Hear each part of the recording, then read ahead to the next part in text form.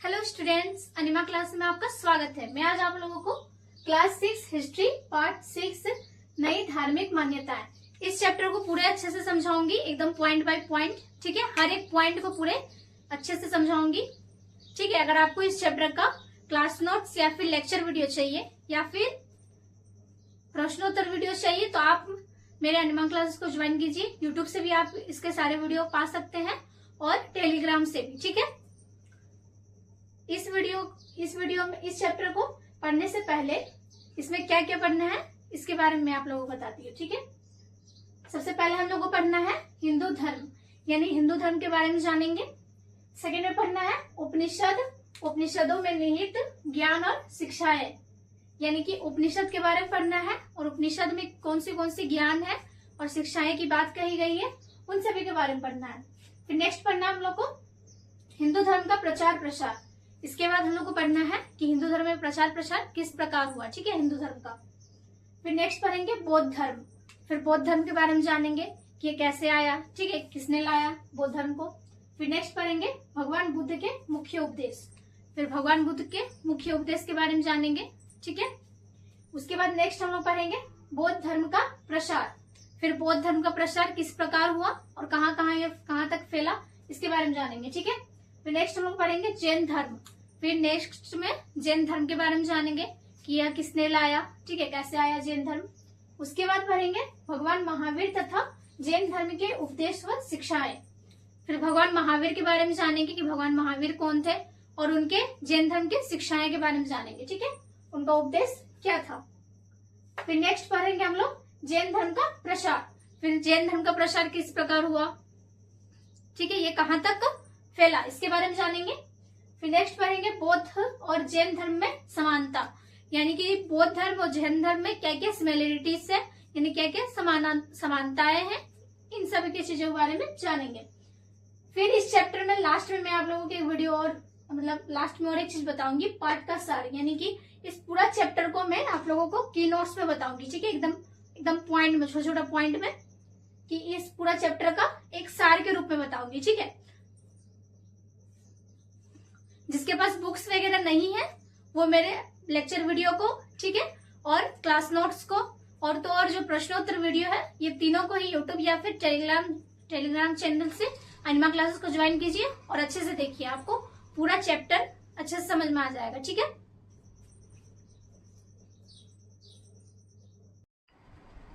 तो स्टूडेंट्स, पहला पॉइंट है हम लोग का हिंदू धर्म, यानी कि हम लोग का हिंदुस्तान यानी भारत में हिंदू धर्म को काफी ज्यादा मान्यता दी गई है। ठीक है, हिंदू धर्म के बारे में जानेंगे। हिंदू धर्म क्या है। हिंदू धर्म का सोच, विचार, दर्शन और इसके रीति रिवाज धीरे धीरे विकसित हुए हैं। हिंदू धर्म का सोच, यानी कि जो हिंदू धर्म को अपनाया जाना चाहिए, इसका सोच, इसका फिर हिंदू धर्म का जो रीति रिवाज है, इसका जो विचार है, यानी हिंदू धर्म में क्या क्या विचार है, ये सारा चीजों को धीरे धीरे विकसित किया गया है। ठीक है, इनमें विभिन्न युगों की अनेक धाराएं आकर मिलती रही है। साधारण रूप से हिंदू धर्म में सभी प्रकार की मान्यताएं और पूजा पद्धतियां शामिल है।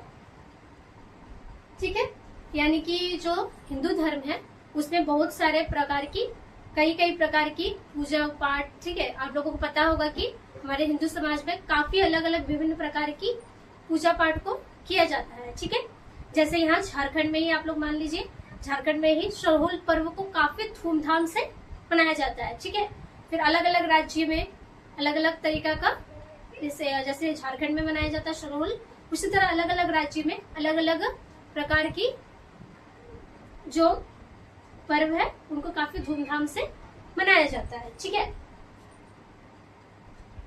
उसके बाद हम लोग का है इस धर्म को मानने वाले लोग देवी देवताओं के विभिन्न रूपों की पूजा करते हैं। देवी शक्ति को भी अनेक रूपों में पूजनीय मानी जाती है, यानी कि ये जो हिंदू धर्म है इसमें कई प्रकार की देवी देवताओं की भी पूजा की जाती है। जैसे कि कृष्ण जन्माष्टमी में किसका पूजा होता है, कृष्ण का होता है। जैसे गणेश चतुर्थी में गणेश भगवान का पूजा होता है। ठीक है, फिर लक्ष्मी पूजा में महादेवी लक्ष्मी का पूजा होता है। तो इस प्रकार कई तरह की देवी देवताओं की पूजा की जाती है हमारे हिंदू धर्म में। ठीक है। नेक्स्ट हम लोग का पॉइंट है उपनिषद। उपनिषद हिंदू धर्म का महत्वपूर्ण ग्रंथ है जिनमें आत्मा, ब्रह्म, दर्शन और ज्ञान शामिल है। इन्हें वेदों की व्याख्या मानी जाती है। उपनिषद जो है वो हिंदू धर्म का जो है ब्रह्म, ज्ञान, ठीक है, ये सब सारा चीज का दर्शन माना जाता है। और जो उपनिषद है वो वेदों की व्याख्या करता है, ठीक है। उपनिषद शब्द संस्कृत भाषा का है जो 3 शब्द उप यानी निकट, नी यानी नीचे, शद यानी बैठना शामिल है। अर्थात उपनिषद का अर्थ है गुरु के निकट बैठकर ज्ञान प्राप्त करना। वह गुरु शिष्य परंपरा को दर्शाता है। उपनिषद जो है, ठीक है, वो संस्कृत भाषा में लिखा गया है। तो उपनिषद जो वो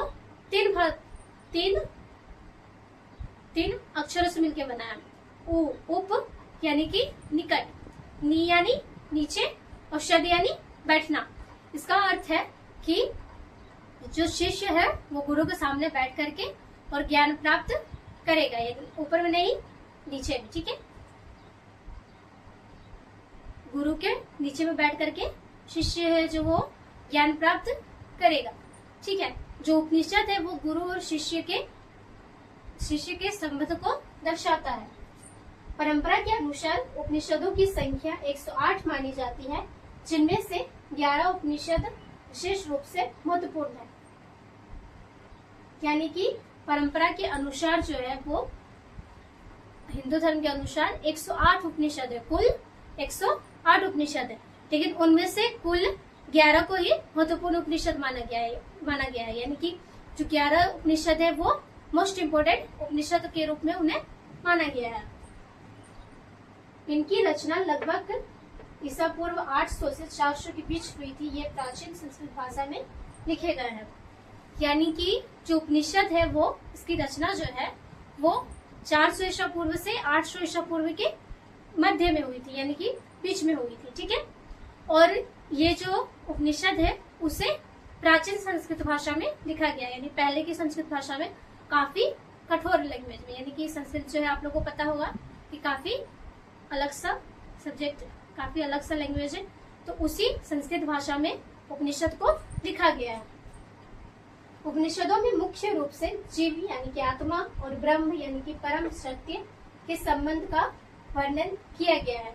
इनमें बताया गया है कि आत्मा और ब्रह्म एक ही है। कुछ प्रमुख उपनिषद है बृहदारण्यक उपनिषद, छांदोग्य उपनिषद, तैत्तिरीय उपनिषद, ईश उपनिषद, केन उपनिषद। कुछ उपनिषदों में जो है वो जीव यानी कि आत्मा और ब्रह्म यानी कि परम सत्य को के रूप में माना गया है कुछ उपनिषद को। और उसमें यह बताया गया है कि जो जीव है और जो ब्रह्म है यानी कि जो आत्मा है और जो परम सत्य है ये दोनों एक ही है, ठीक है। और मैंने आप लोगों को बताया कि टोटल 11 उपनिषद जो है वो काफी महत्वपूर्ण माना गया है। तो 11 उपनिषदों में से कुछ उपनिषदों के नाम है बृहदारण्यक उपनिषद, छांदोग्य उपनिषद, ठीक है, तैत्तिरीय उपनिषद, फिर ईश उपनिषद, ठीक है, और तो और केन उपनिषद। ये सारा का सारा उपनिषद जो है वो महत्वपूर्ण माना गया है। इन ग्रंथों में गुरु विचारों को शुक्तियों और कथाओं के माध्यम से समझाया गया है। यानी उपनिषद में जो है वो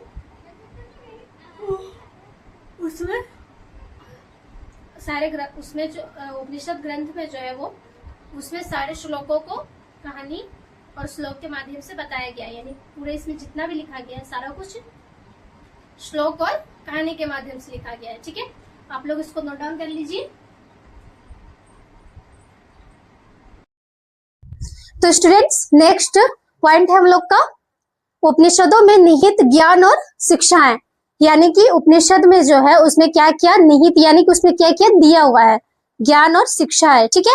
यानी कि ज्ञान रूपी जो बातें हैं, ठीक है, और शिक्षा योग्य यानी कि जो लोगों के काम में आ सके, ठीक है। ये सारा कुछ उपनिषद में क्या क्या दिया हुआ है इसके बारे में जानेंगे। सबसे पहले दिया हुआ उपनिषद में कर्म का सिद्धांत, यानी कि कर्म के बारे में जानेंगे कि कर्म का क्या सिद्धांत है, यानी कर्म का क्या उपयोग है हमारा लाइफ में, ठीक है।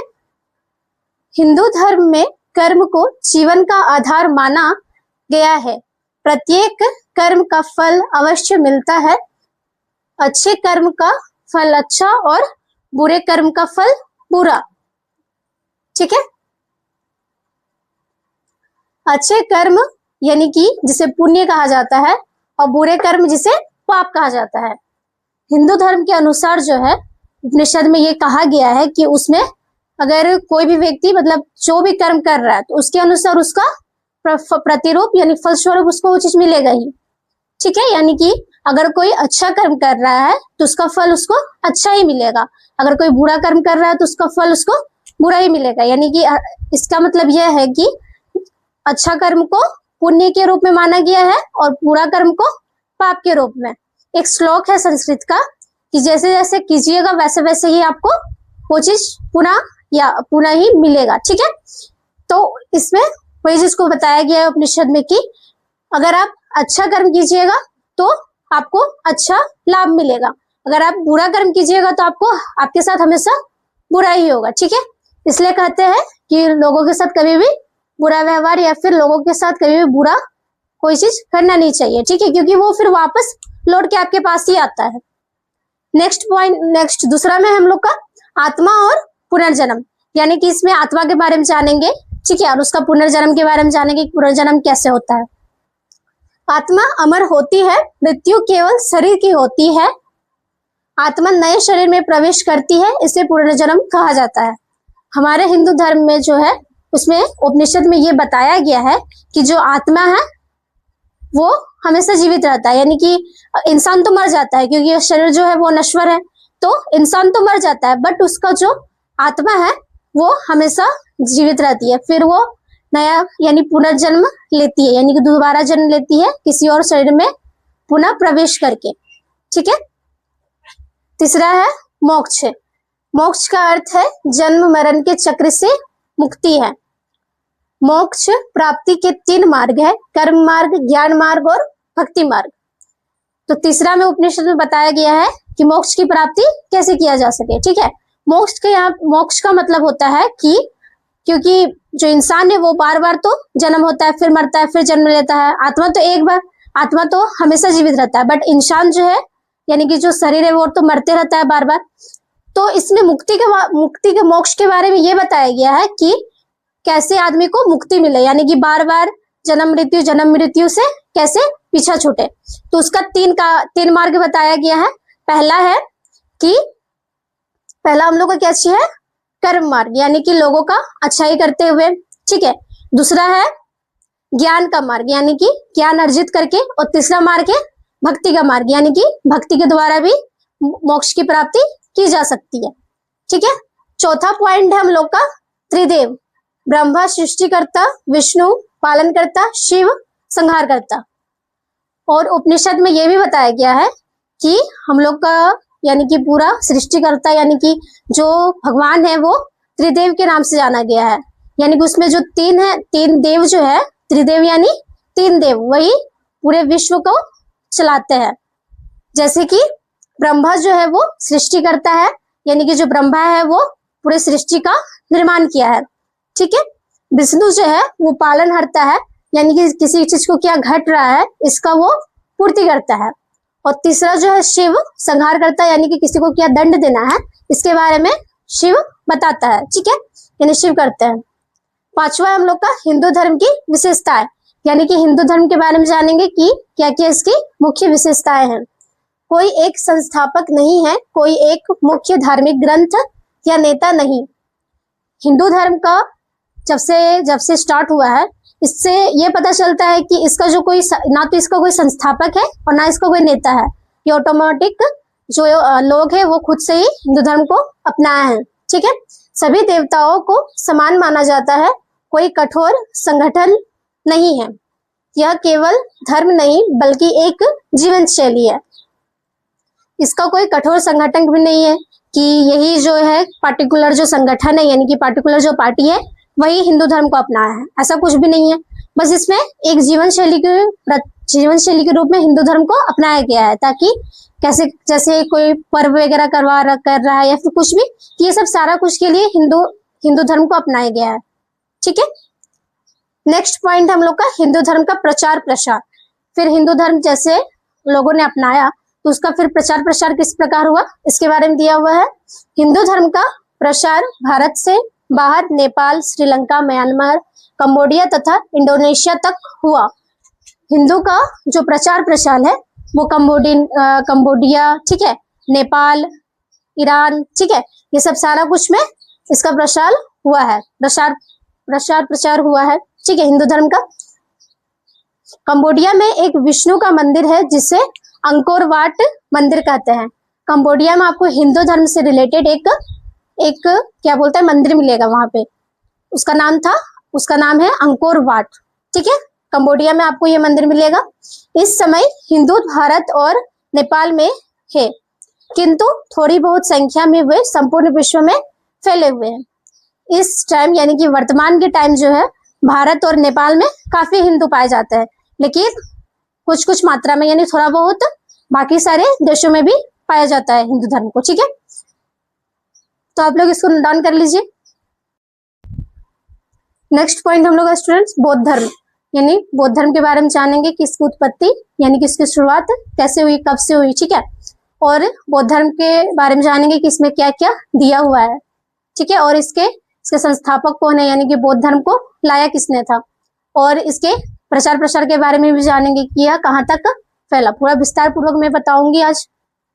पहला है उत्पत्ति, यानी कि बौद्ध धर्म का उत्पत्ति यानी कि उदय कैसे हुआ, यानी कि बौद्ध धर्म का शुरुआत किस प्रकार हुआ, यानी कि कब से हुआ, ठीक है। बौद्ध धर्म का उदय 6ठी शताब्दी ईसा पूर्व में हुआ। उस समय धर्म बहुत जटिल हो गया था। यज्ञ, कर्मकांड, पशु बलि, लोग इस बुराइयों से असंतुष्ट थे। सरल और नैतिक जीवन पर जोर दिया गया।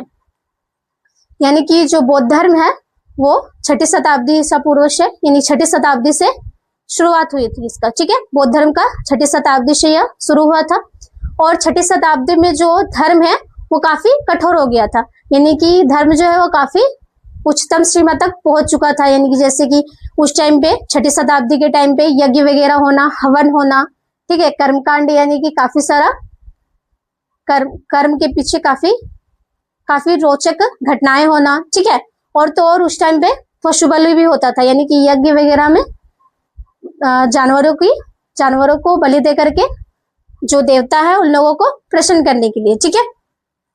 और इसी टाइम पे 6ठी शताब्दी के टाइम पे ही जब ये सब चीजों को लोगों ने देखा तो उन लोगों ने सोचा कि इस बुराइयों से कैसे छुटकारा पाया जाए, कैसे जीवन को सही तरीका से जिया जाए, ठीक है, यानी सरल और नैतिक तरीका से जीवन को बिताया जाए।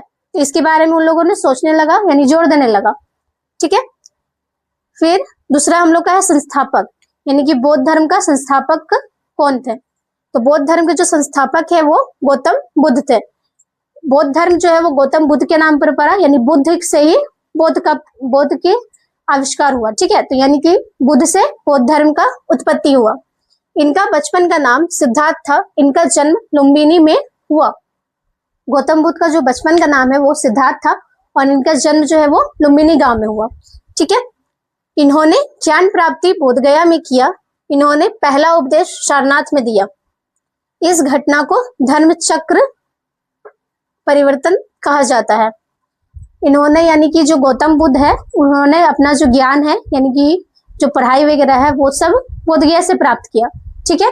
और इन्होंने जो ये उपदेश यानी बौद्ध धर्म का जो उपदेश है ये सबसे पहले सारनाथ में दिया था, ठीक है। तो जैसे जैसे बौद्ध धर्म को लोग जानने लगे, समझने लगे, तो इसी टाइम से 6ठी शताब्दी से ही इस काल को ही धर्म परिवर्तन काल कहा जाने लगा, ठीक है, धर्म चक्र परिवर्तन काल कहा जाने लगा।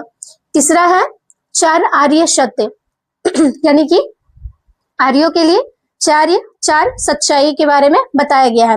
पहला है जीवन दुखों से भरा है, यानी कि जो जीवन है वो दुखों से भरा हुआ है, यानी कि लोग कुछ ना कुछ चीजों की इच्छा करते हुए लोगों का जीवन दुखों से भरा हुआ है।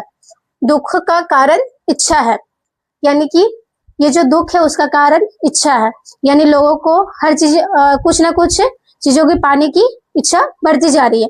जैसे कि स्टूडेंट्स ही है तो वो लोग पढ़ाई कर रहे हैं तो वो आगे का सोच कर रहे हैं कि करियर में आगे जाके मेरा अच्छा होगा, ठीक है। तो हर व्यक्ति जो है वो कुछ ना कुछ इच्छा के साथ ही जी रहा है और यही मेन दुख का वजह है, इच्छा यानी तृष्णा का, ठीक है। तीसरा है दुखों से मुक्ति संभव है, यानी कि बौद्ध धर्म में यह बताया गया है कि दुख से निकलने का, इसमें बताया गया है कि दुखों से मुक्ति पाना संभव है, यानी कि इसमें दुख का निवारण भी दिया गया है, यानी कि लोग जो है वो दुख से मुक्ति पा सकते हैं। चौथा है अष्टांगिक मार्ग से दुखों का अंत किया जा सकता है।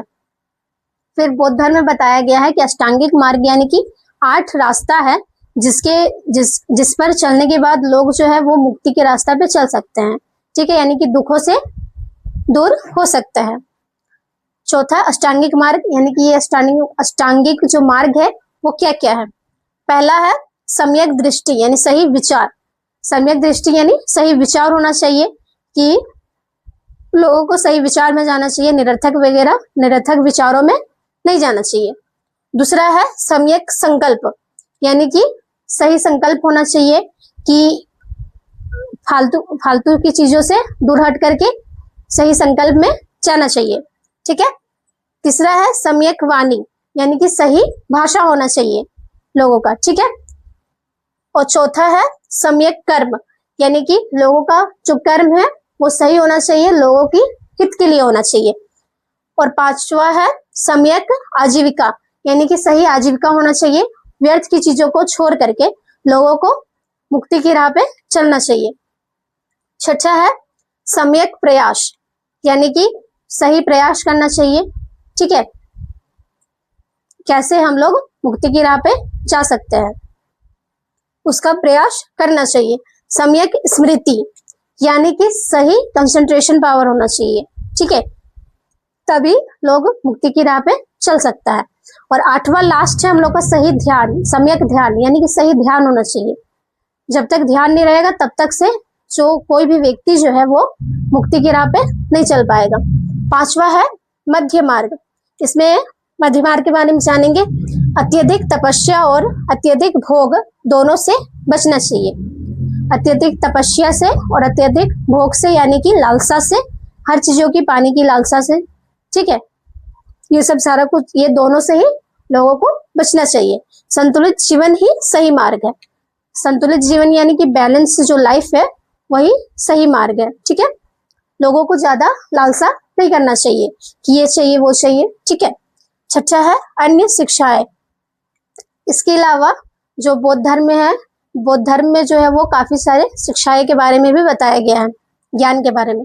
अहिंसा पर बल, यानी कि लोगों को हिंसात्मक प्रकोप ना करके अहिंसा के रूप में जीना चाहिए, यानी कि अहिंसात्मक जीवन जीने में उसमें बल देना चाहिए कि लोगों को अहिंसात्मक यानी कि शांतिपूर्ण जीवन जीना चाहिए, ठीक है। जाति प्रथा का विरोध, फिर इसमें दिया गया है कि जाति प्रथा का विरोध भी करना चाहिए, क्योंकि यही एक मेन रीजन है हिंसात्मक प्रकोप का, ठीक है। तो जाति प्रथा का विरोध करना चाहिए, यानी जाति प्रथा को हटाना चाहिए। तीसरा है यज्ञ और आडंबरों का विरोध, यानी कि यज्ञ वगैरह का, जिसमें 6ठी शताब्दी में मैंने बताया था कि उस टाइम पे जो लोग हैं उस टाइम पे यज्ञ वगैरह कराते थे, पशुओं का बलि देते थे, तो ये सब सारा कुछ बौद्ध धर्म में बताया गया है कि वो सब हटाना चाहिए। जो यज्ञ है, फिर जानवरों को बलि देना, ये सब सारा कुछ हटाना चाहिए, ठीक है, विरोध करना चाहिए इसका। पुनर्जन्म में विश्वास, मैंने आप लोगों को बताया था कि जो शरीर है वो नश्वर है, बट जो आत्मा है वो सत्य है, ठीक है, यानी कि वो कभी भी मर नहीं सकता है। लोगों का शरीर तो नश्वर है, वो धीरे धीरे हर बार, मतलब जितना बार भी मरता है, एक मरण के बाद दूसरा बार फिर से वो जन्म लेता है, और फिर लेकिन आत्मा जो है वो एक ही रहता है, वही बस अलग अलग शरीर में प्रवेश करता है, ठीक है। तो इसमें हम लोग को इससे पता चलता है कि लोगों का पुनर्जन्म होता है, तो पुनर्जन्म में विश्वास रखना चाहिए। फिर 7वां है बौद्ध धर्म का पवित्र ग्रंथ त्रिपिटक। तो इसमें बौद्ध धर्म का जो ग्रंथ है, यानी बौद्ध ग्रंथ है, जिसमें पूरा विस्तार पूर्व से बौद्ध धर्म के बारे में, यानी उनके अनुयायियों सारा कुछ हर चीज के बारे में बताया गया है। तो वो उसका ग्रंथ जो है बौद्ध धर्म का, उसका नाम है त्रिपिटक, ठीक है। 8वां है संप्रदाय, यानी बौद्ध धर्म में जो है वो 2 तरह के संप्रदाय थे। पहला था महायान, यानी जो पूजा अनुष्ठान वगैरह करवाता है, और दूसरा है हीनयान, यानी कि सरल शिक्षाओं पर जोर। बौद्ध धर्म में 2 प्रकार का संप्रदाय था। पहला था महायान, यानी जो पूजा और अनुष्ठान वगैरह कराता है, और दूसरा है हीनयान, ठीक है, जो सरल शिक्षाओं पर जोर देता है, यानी कि सही रूप से शिक्षाओं पर जोर देता है। 9वां है संघ, यानी कि कोई पार्टी, ठीक है।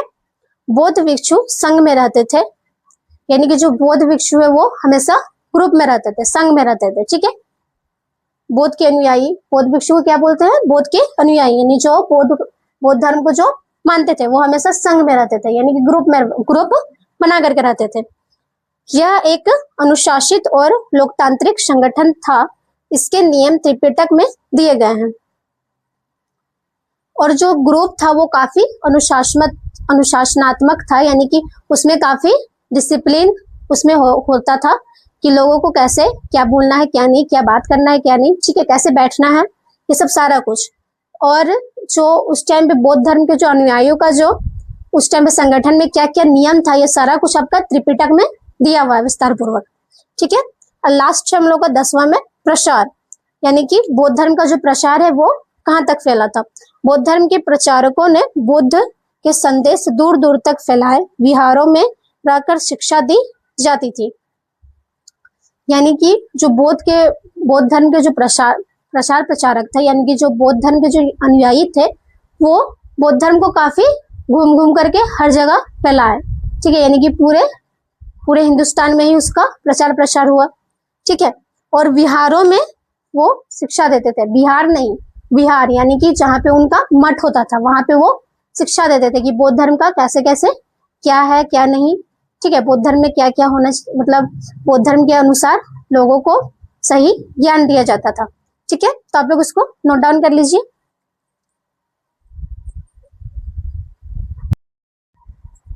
नेक्स्ट पॉइंट है हम लोग का स्टूडेंट्स, बौद्ध धर्म का प्रसार, यानी कि बौद्ध धर्म का प्रसार कहाँ तक फैला, यानी कि उसका जो प्रचार है, बौद्ध धर्म का जो प्रचार है वो किन किन जगहों तक फैल चुका था, इसके बारे में जानेंगे। प्रसार क्षेत्र, यानी कि बौद्ध धर्म का प्रसार किन किन क्षेत्रों में फैल चुका था, ठीक है। उत्तर में तिब्बत, चीन, मध्य एशिया, उत्तर में जो है तिब्बत, चीन और मध्य एशिया में फैला था। पूर्व में कोरिया, जापान तथा दक्षिण में पूर्व एशिया तक विस्तार हुआ। और पूर्व में जो है वो कोरिया, ठीक है, कोरिया और पूर्व एशिया तक, और जो पूर्व में है मतलब दक्षिण में है वो पूर्व एशिया तक विस्तारित रूप से विस्तार हुआ, ठीक है, बौद्ध धर्म का। दूसरा है प्रमुख शासकों का योगदान। फिर इसमें हम लोग को बताया गया है कि बौद्ध धर्म के प्रचार प्रसार के लिए किन किन शासकों ने, कुछ प्रमुख शासक जो है उस टाइम पे जो राजा थे, वो कुछ जो राजा है वो बौद्ध धर्म के प्रचार के लिए सहयोग दिए, यानी योगदान दिए, सहयोग किए यानी योगदान दिए।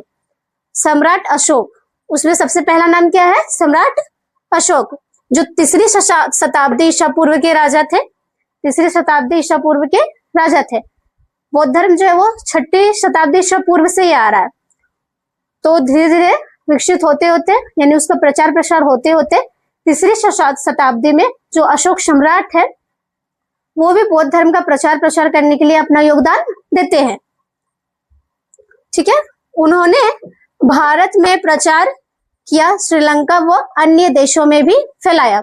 सम्राट अशोक जो है वो बौद्ध धर्म का प्रचार पूरे भारत में फैलाया, श्रीलंका में फैलाया और उसके साथ कुछ अन्य देशों में भी फैलाया, ठीक है।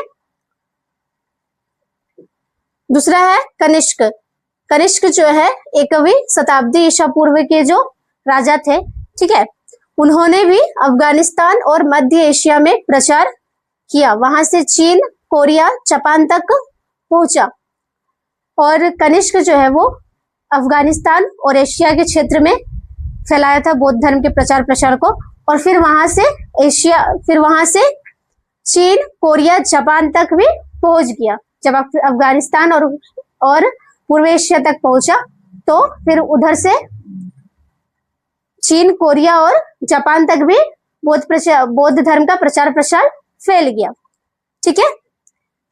लास्ट है इसमें लोकप्रियता के कारण, यानी कि ये जो प्रचार प्रसार यानी कि जो बौद्ध धर्म है वो इतना तेजी से कैसे बढ़ा, इसके लोकप्रिय होने के क्या क्या कारण है, ठीक है।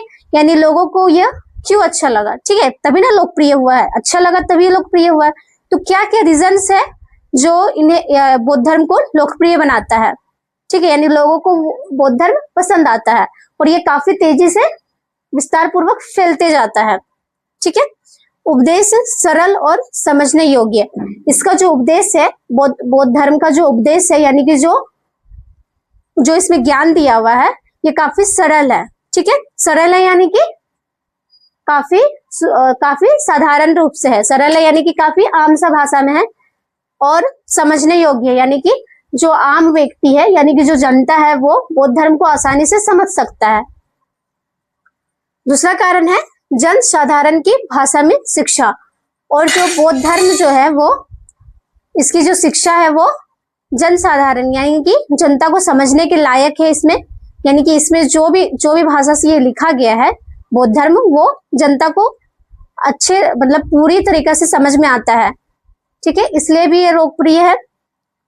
जैसे कि संस्कृत तो हर किसी को समझ में नहीं आता है, लेकिन ये जो बौद्ध धर्म है इसका भाषा हर एक व्यक्ति को समझ में आता है, ठीक है, इसके यही कारण है, ये भी एक कारण है लोकप्रिय होने के पीछे। तो तीसरा है जाति प्रथा का विरोध, और लोकप्रिय होने के कारण जाति प्रथा का विरोध भी है, क्योंकि बौद्ध धर्म जो है वो जाति प्रथा को नहीं मानता था, तो यह भी एक मुख्य कारण है, जाति प्रथा का विरोध एक मुख्य कारण है जिसकी वजह से भी जो बौद्ध धर्म है वो काफी लोकप्रिय था, ठीक है। चौथा कारण है समानता का समर्थन, यानी कि जाति प्रथा नहीं था तो इसका मतलब है कि पूरा इक्वलिटी सिस्टम था, यानी कि हर जगह पे समानता का समर्थन था, यानी कि जो बौद्ध धर्म है वो सबको एक नजर से देखता था, ठीक है, यानी कि हर एक व्यक्ति जो है वो पूरा समान है, ठीक है, कोई ऊंचा नीचा नहीं। और इसका पांचवा कारण है भिक्षुओं का सादा जीवन, भिक्षुओं का सादा जीवन, यानी कि जो भिक्षु लोग हैं यानी कि जो बौद्ध धर्म के जो अनुयायी थे उन लोगों का सादा जीवन, यानी कि वो काफी साधारण रूप से रहते थे, ठीक है, एक बस ओढ़ने टाइप का कुछ लिया हुआ रहता था, नीचे धोती वगैरह कुछ रहता था, बस पूरा साधारण तरीके से साधारण खान पान करके वो अच्छे तरीके से शांतिपूर्वक, कोई हिंसात्मक वगैरह कुछ था नहीं प्रकोप, तो वो काफी साधारण जीवन व्यतीत करते थे। इसका भी एक प्रमुख कारण, यह भी एक प्रमुख कारण है बौद्ध धर्म का प्रचार प्रसार का, ठीक है, लोकप्रिय होने के पीछे। छठा कारण है अशोक का संरक्षण, यानी कि जब कलिंग के साथ अशोक का युद्ध हुआ था तो उस टाइम पे काफी ज्यादा खून खराबा हुआ था, ठीक है, इससे पहले इसके बाद आप लोगों को पढ़ना है। तो उस टाइम पे जो अशोक है उसका काफी ज्यादा खून खराबा हुआ था, तो वो जो हादसा है वो अशोक कभी भूल ही नहीं पाया था, जिसके वजह से ही वो बौद्ध धर्म को अपना लेता है, ठीक है। तो इसमें अशोक का संरक्षण भी हुआ, यानी कि अशोक का जो मेंटेलिटी है वो काफी चेंज हो गया और वो काफी हद तक खुद भी बदला और लोगों को भी बदला, ठीक है, खत्म हो गया बौद्ध धर्म। अब नेक्स्ट पॉइंट हम लोग का जैन धर्म। जैन धर्म बहुत प्राचीन है, जैन धर्म जो है वो काफी प्राचीन समय से चला आ रहा है। इसमें 24 तीर्थंकर हुए, 24वें तीर्थंकर का नाम जो है वो है भगवान महावीर। जैन धर्म में जो है 24 तीर्थंकर हुए थे और 24वें तीर्थंकर का नाम है भगवान महावीर।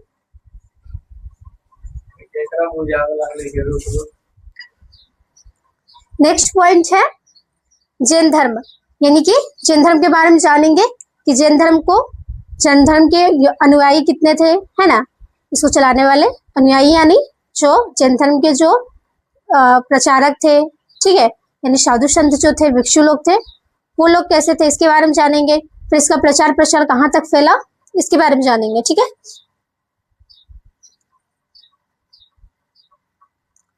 जैन धर्म बहुत प्राचीन है, इसमें 24 तीर्थंकर हुए, 24वें तीर्थंकर भगवान महावीर थे, ठीक है। जैन धर्म जो है वो काफी प्राचीन समय से चला आ रहा है और ये जो जैन धर्म ये काफी बड़ा धर्म था, तो इसमें कुल 24 तीर्थंकर थे, यानी कुल 24 अनुयायी थे जैन धर्म के। ठीक है, तो इसमें 24वें जो अनुयायी थे यानी 24वें जो तीर्थंकर थे उनका नाम था भगवान महावीर। ठीक है, भगवान महावीर के बारे में जानेंगे। महावीर का जीवन, इनका जन्म वैशाली के पास हुआ। 30 वर्ष की आयु में गृह त्याग दिया। 12 वर्ष की तपस्या के बाद ज्ञान प्राप्त हुआ। ठीक है, भगवान महावीर का जो जन्म है वो वैशाली के निकट हुआ था। ठीक है, और तो और ये जो है ये ज्ञान प्राप्त करने के लिए यानी कि मुक्ति की राह पे चलने के लिए, ये सब फालतू चीजों को छोड़ करके मुक्ति की राह पे चलने के लिए यानी कि मैं कौन हूं इसके बारे में जानने के लिए। ठीक है,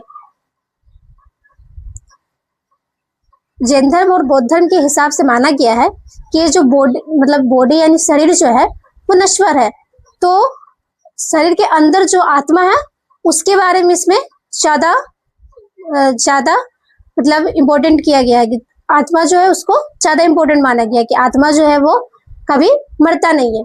ठीक है, तो महावीर का जो ये जैन धर्म था उसमें भी इसी प्रकार का कहा गया है कि आत्मा जो है वो हमेशा अमर है, यानी कि वो बस बॉडी चेंज करता है, बाकी वो कभी मरता नहीं है।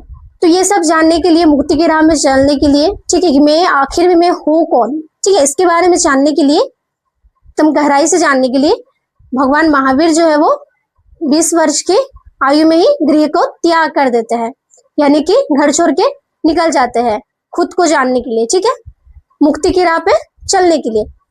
और इन्होंने मुक्ति की राह पे चलते चलते फिर इन्होंने ठीक 12 साल बाद इन्हें ज्ञान प्राप्त हुआ कि आखिर सच में यानी कि सत्य क्या है, वाकई में सत्य क्या है। इनको पता चलता है कि मैं एक ना कि शरीर हूं ना कुछ हूं, मैं सिर्फ एक मैं हूं जो आत्मा है। ठीक है, और जो सत्य जिसको सिर्फ मुक्ति चाहिए, मुक्ति की राह पे ये चल पड़ते हैं। और इनको ये ज्ञान जो है वो ठीक 12 साल बाद प्राप्त हुआ। कोई भी ज्ञान यानी कि इसके बारे में जो ज्ञान है ये हर किसी को जल्दी प्राप्त नहीं होता है, इसमें काफी तपस्या लगना पड़ता है, काफी कंसंट्रेशन पावर, ध्यान, ये सब सारा कुछ होना चाहिए। तो ये सब सारा कुछ के लिए ही वो जो है भगवान महावीर वो 20 वर्ष की आयु में गृह को त्याग कर देते हैं और फिर 12 वर्ष की आयु में 12 वर्ष के बाद 20 वर्ष में जब गृह को त्याग कर देते हैं तो फिर उसके 12 वर्ष के बाद इन्हें ज्ञान की प्राप्ति हो जाती है, यानी मुक्ति की राह पे ये चल देते हैं। ठीक है, दूसरा है जैन शब्द का अर्थ। जैन शब्द के अर्थ के बारे में जानेंगे। जैन से बना जैन, ठीक है, जिन से बना है जैन, जिसका अर्थ है इंद्रियों और इच्छाओं पर विजय पाने वाला। जैन धर्म का अर्थ है यहाँ पे कि जिन से बना है। ठीक है, और जिन का अर्थ है कि इच्छाओं पर विजय पाना, इंद्रियों और इच्छाओं पर विजय पाना। इंद्रियां हम लोग का बॉडी में 7 है टोटल, तो उन इंद्रियों से विजय पाने के लिए और तो और इच्छा, जो मन रूपी जो इच्छा है, जो हर व्यक्ति के अंदर होता है कि मुझे ये चाहिए वो चाहिए। ठीक है, स्टूडेंट्स को भी हर कुछ चाहिए, पढ़ाई लिखाई करियर, मतलब कुछ ना कुछ हर किसी का इच्छा है ही।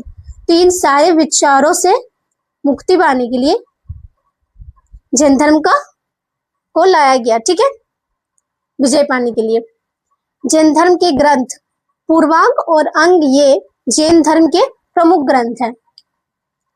पूर्वांग जो है और अंग ये दो जो है ग्रंथ, ये जैन धर्म के प्रमुख ग्रंथ के रूप में आते हैं, यानी कि इसमें मोस्ट इंपोर्टेंट चीजों की व्याख्या की गई है। चौथा पॉइंट है हम लोग का महावीर की शिक्षा है।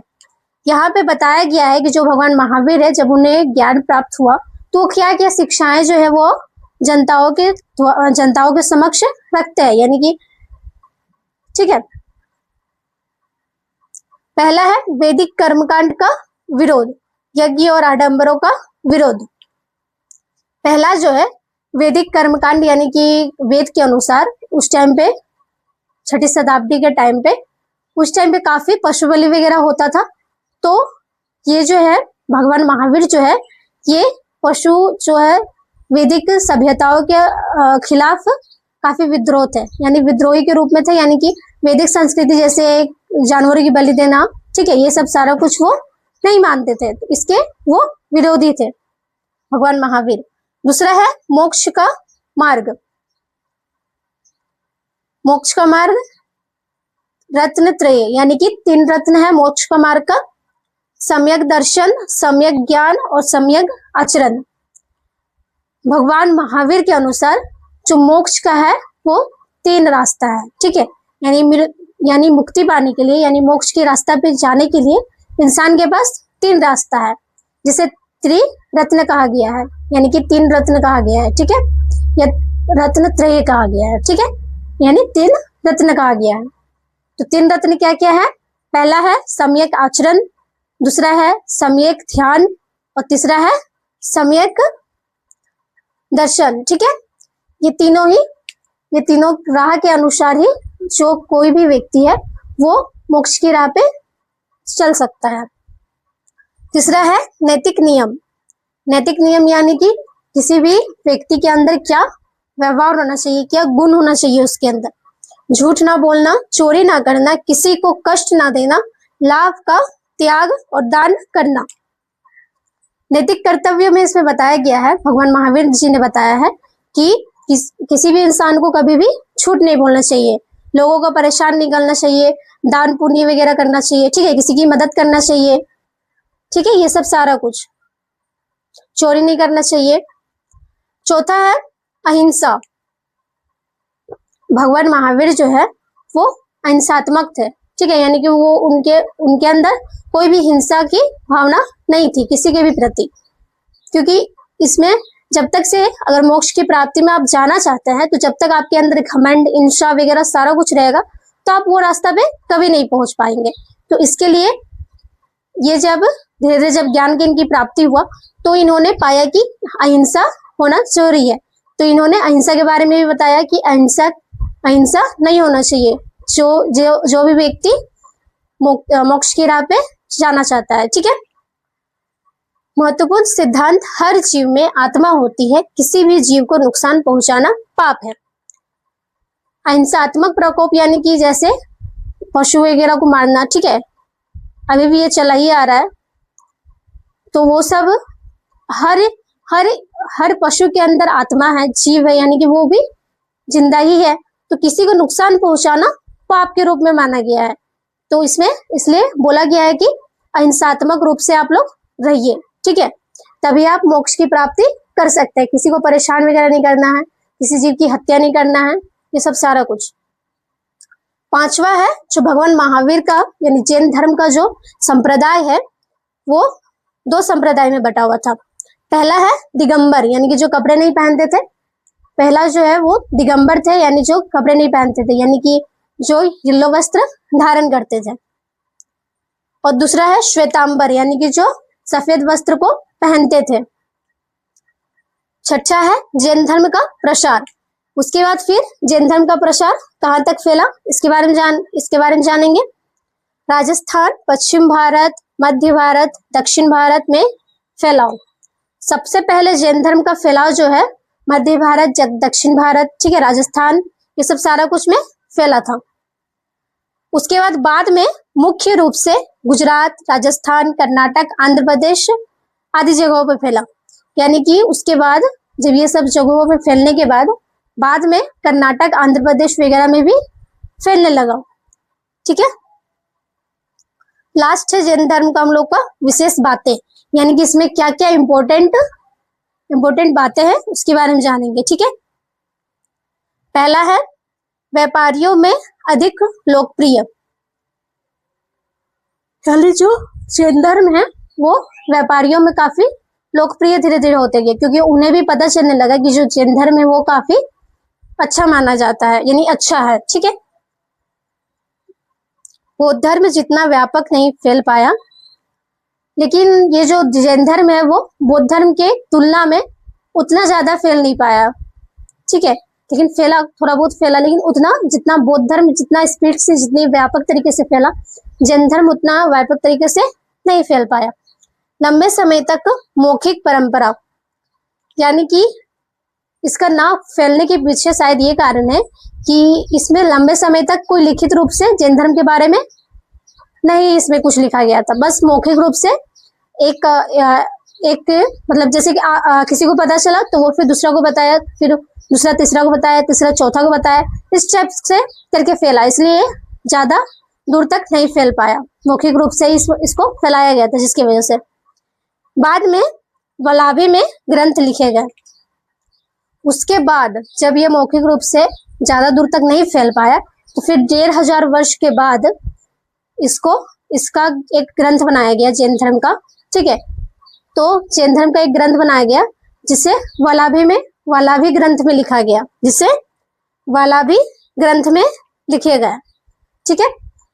तो जैनिज्म का एक मैं आप लोगों को बताती हूँ कि एक है क्षमावानी पर्व है, जिसमें साल में आपको एक दिन, ठीक है, साल में एक दिन हर किसी से बस यूं ही माफी मांग लेना है कि अगर मेरे साथ ऐसा कभी हुआ होगा कि मैंने आपका दिल दुखाया है, ठीक है, या फिर मेरा मुंह से कुछ निकल गया होगा, मतलब किसी भी वजह से, तो मुझे माफ कर दीजिए। ये जो पर्व है ये जैनिज्म मनाता है, यानी कि जो जैन धर्म को मानने वाले लोग मनाते हैं कि ये जो पर्व है ये मुझे बहुत पसंद है।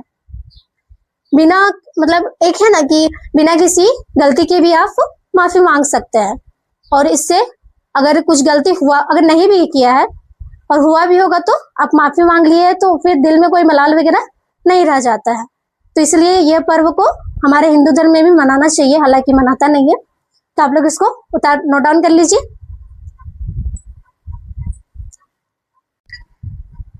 तो नेक्स्ट पॉइंट है हम लोग का स्टूडेंट्स, बौद्ध धर्म और जैन धर्म में समानता, यानी कि बौद्ध धर्म और जैन धर्म में क्या क्या सिमिलरिटीज है, क्या क्या समानताएं हैं, यानी कि बौद्ध धर्म और जैन धर्म में क्या क्या चीजें हैं जो एक जैसा है, ठीक है। पहला है भगवान महावीर और गौतम बुद्ध दोनों ही राज परिवारों से संबंध रखते थे तथा दोनों ही ने सत्य की खोज में अपना गृह त्याग किया, यानी कि जो भगवान महावीर है और गौतम बुद्ध है ये दोनों ही राज परिवारों से संबंध रखते थे, यानी कि बौद्ध धर्म और जैन धर्म को बढ़ावा देने के लिए, यानी कि विस्तार करने के लिए हर राज्य के राजा और राज परिवारों से ये संबंध रखते थे, ताकि क्योंकि अगर किसी भी राज्य का राजा अगर पक्ष में होगा तो उसके साथ साथ उसका जनता भी पक्ष में हो जाएगा, जिसके कारण ये राज परिवारों से संबंध रखते थे ये दोनों ही। और ये दोनों ही जो है वो सत्य की खोज के लिए, यानी मोक्ष की प्राप्ति के लिए, यानी ईश्वर प्राप्ति के लिए ये दोनों ने ही गृह को त्याग किया था, भगवान महावीर और गौतम बुद्ध ने। दोनों ही समानता के सिद्धांत में विश्वास रखते थे तथा दोनों ही ने जाति प्रथा की निंदा की। वे ब्राह्मणों को ऊंचा पद देने को तैयार नहीं थे, यानी कि जो गौतम बुद्ध है और जो भगवान महावीर है ये दोनों ही समानता के सिद्धांत पे चलते थे, यानी कि कोई भी व्यक्ति, यानी कि हर एक व्यक्ति, जितना भी व्यक्ति है, चाहे वो कोई भी जाति का, कोई भी कुल का हो, वो सारा व्यक्ति एक समान है, यानी सिर्फ वो व्यक्ति है, ना कि वो कोई जाति है ना कोई धर्म है, ठीक है। सिर्फ और सिर्फ वो एक व्यक्ति है, यानी कि वो सजीव है, ठीक है। तो हर किसी को समान नजर से देखने का इनका सिद्धांत था, भगवान बुद्ध और भगवान महावीर का। और ये जाति प्रथा के काफी विरोधी थे, क्योंकि जाति प्रथा जो है वो हर वर्ग को, यानी कि हर एक लोग को बांट देता है। अभी भी देखिए जाति प्रथा के कारण ही कितना सारा अहिंसात्मक प्रकोप हो रहा है। हर एक रीजन के पीछे आपको दिखेगा कि जाति के कारण ही ऐसा हुआ था, ठीक है। और तो जो भगवान महावीर और भगवान बुद्ध है ये ब्राह्मणों को ऊंचा दर्जा देने को तैयार नहीं थे, क्योंकि उस टाइम पे भी जो ब्राह्मण था वो काफी ऊंचा दर्जा का, सबसे बड़ा कास्ट में माना जाता था, ठीक है। दोनों ही अहिंसा, कर्म और मोक्ष के सिद्धांत में विश्वास रखते थे, यानी कि दोनों ही जो है वो अहिंसा, यानी कि जैसे चोरी नहीं करना, किसी को कष्ट नहीं पहुंचाना, किसी व्यक्ति का निंदा नहीं करना, ठीक है, किसी को तकलीफ ना देना, और तो और किसी पशु का हत्या नहीं करना, मतलब सारा कुछ, ठीक है।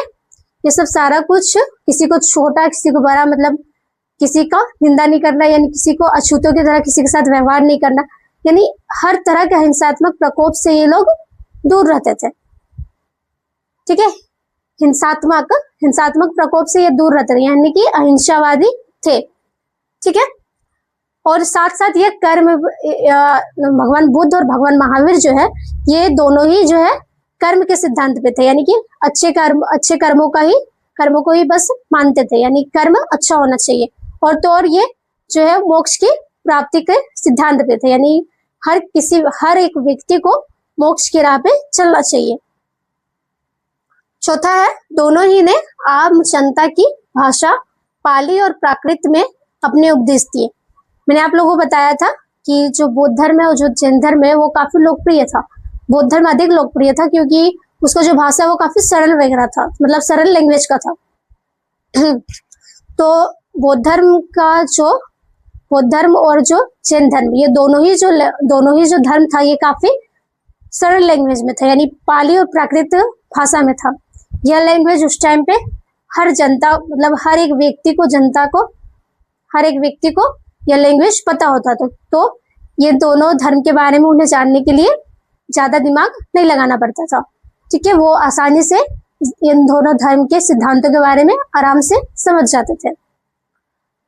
लास्ट पॉइंट है हम लोग का पाठ का सार, यानी कि इसमें मैं बताऊंगी कि हमने पूरा पाठ में मैंने आप लोगों को क्या क्या पढ़ाया है, की नोट्स में बताऊंगी, ठीक है।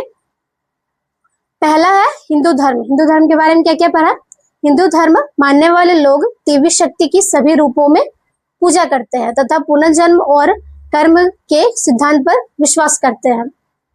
हिंदू धर्म को मानने वाले जो लोग थे, मैंने आप लोगों को बताया था कि वो काफी देवी देवताओं की पूजा करते हैं, अभी भी करते हैं। जैसे कृष्ण जन्माष्टमी में कृष्ण का पूजा, गणेश चतुर्थी में गणेश का पूजा, ठीक है। लक्ष्मी पूजन में महारानी लक्ष्मी का पूजा। तो इस तरह से हिंदू धर्म के जो लोग हैं वो पूजा पाठ करते रहते हैं और कर्म के सिद्धांत पे चलते रहते हैं, ठीक है। कर्म मार्ग, ज्ञान मार्ग और भक्ति मार्ग ईश्वर को प्राप्त करने के लिए 3 रास्ते हैं। हिंदू धर्म का कोई संस्थापक नहीं है। और मोक्ष की राह पे यानी ईश्वर की प्राप्ति के लिए 3 मार्ग है। पहला कर्म मार्ग, दूसरा ज्ञान मार्ग और तीसरा क्या है? भक्ति मार्ग। ये तीनों ही जो मार्ग है, ये तीनों मार्ग से कोई भी व्यक्ति ईश्वर की प्राप्ति कर सकता है, यानी मोक्ष की प्राप्ति कर सकता है, ठीक है। और जो हिंदू धर्म बस ऐसे ही लोगों ने मान लिया था कि मैं इस धर्म से हूँ, तो धीरे धीरे जब उसका पीढ़ी आगे बढ़ता गया तो उस धर्म को फिर मानते चला गया। इसका कोई संस्थापक नहीं माना गया है। इसमें सभी प्रकार की पूजा प्रणालियां शामिल है। यह धर्म अन्य धर्मों के प्रति अत्यधिक उदार है।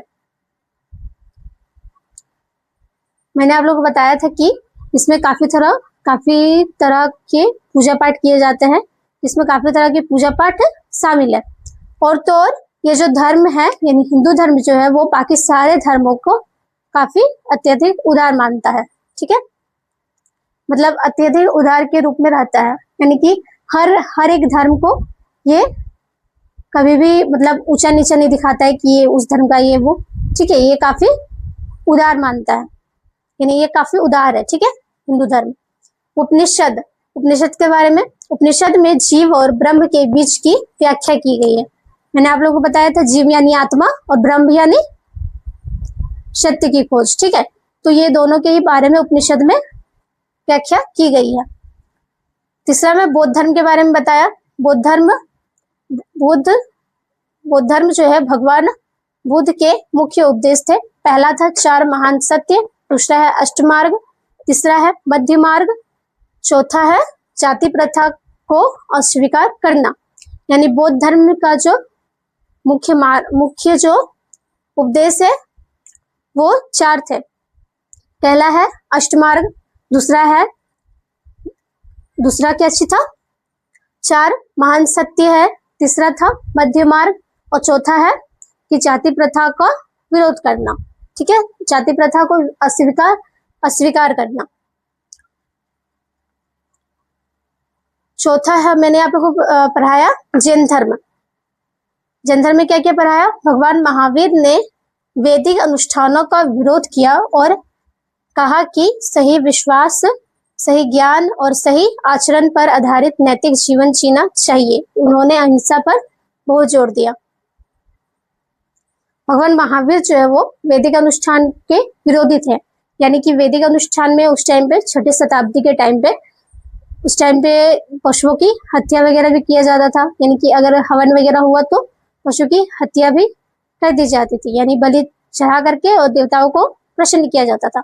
तो यह जो वैदिक अनुष्ठान है इसके वो काफी विरोधी थे भगवान महावीर। ठीक है, और तो और भगवान महावीर जो है वो जाति प्रथा के भी काफी विरोधी थे। ठीक है, और वो जो है वो सत्य के मार्ग पे चलने के लिए कहते थे, जिसके लिए सही ज्ञान होना चाहिए, सही आचरण होना चाहिए और सही मार्ग होना चाहिए, ताकि कोई भी जो व्यक्ति है, अगर कोई भी व्यक्ति है वो मोक्ष की प्राप्ति कर सके, यानी ईश्वर की प्राप्ति कर सके। ठीक है, यही 3 जो आचरण है, यानी कि यही 3 जो मार्ग है, ठीक है, ये तीनों मार्ग के द्वारा ही जो है कोई भी व्यक्ति मोक्ष की प्राप्ति कर सकता है, यानी ईश्वर की प्राप्ति कर सकता है और अपने जीवन को नैतिक जीवन से जी सकता है। ठीक है, उन्होंने अहिंसा पर काफी जोर दिया, यानी भगवान महावीर जो है उन्होंने भी अहिंसा पर काफी जोर दिया, यानी चोरी वगैरह नहीं करना, किसी को कष्ट नहीं पहुंचाना, ठीक है, किसी का बुरा नहीं करना, ये सब सारा कुछ, किसी को छोटा नीचा नहीं मानना कि वो उसका जाति का उस जाति का है, छोटा और ऊंचा नीचा का भेदभाव नहीं करना। ठीक है, तो आप लोग इसको नोट डाउन कर लीजिए। आशा करती हूँ कि आपको मेरा वीडियो पसंद आया होगा। धन्यवाद।